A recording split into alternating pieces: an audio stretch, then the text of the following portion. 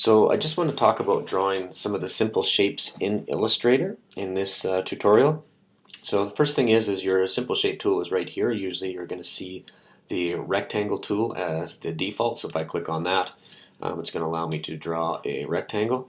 If I click and hold down, you're going to see the other options that you can draw. You can draw a rounded rectangle, an ellipse, a polygon tool, and then there's the star tool and the flare tool. So you can choose any one of these from here.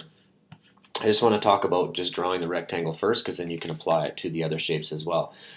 So if I draw a rectangle, you'll see when I click that whatever direction I drag, that's the direction it's actually going to be drawing the shape that you've gone. But the starting point is always going to be the one corner. If you want to draw the shape from the center, so if I click here, and as I start to draw, if you hold the Alt key, it's actually going to be drawing from the center. So right where you clicked, that becomes the center point, and then you can draw like that, and it will draw from the center.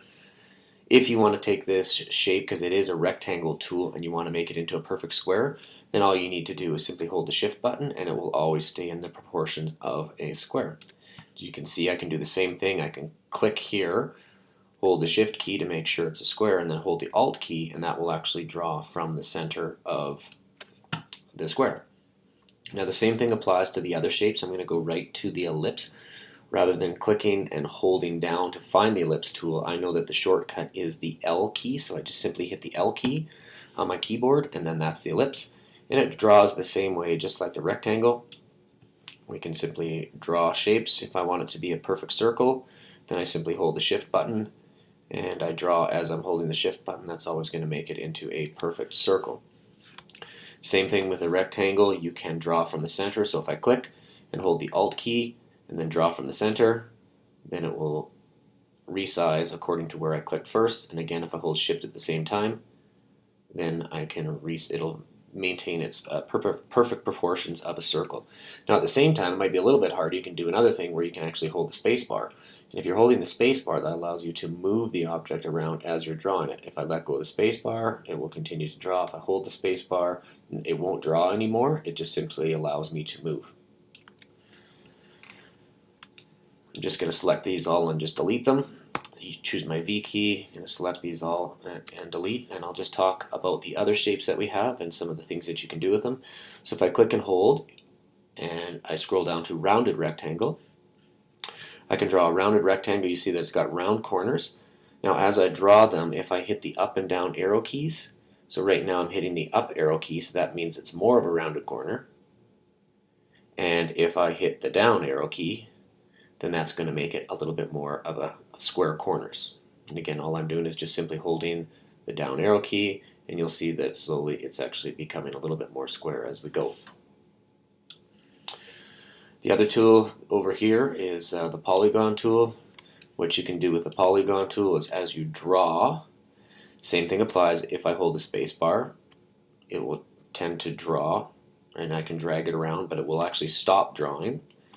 If I hold the Shift key, that's going to just make sure that it kind of stays straight up and down.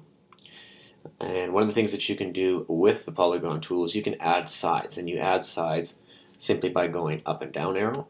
So there's the up arrow, that's going to add more sides, and then the down arrow is going to take some of those away, and you can go right down to an actual triangle. You can take that shape.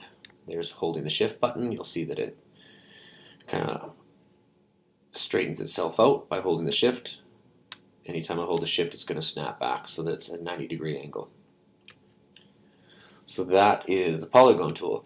Over here as well is the star tool. The star tool, there's a few things that you can do with that. So if I start to draw the star tool, you'll actually see that I've actually got multiple sides to this star right now because of something I had drawn before.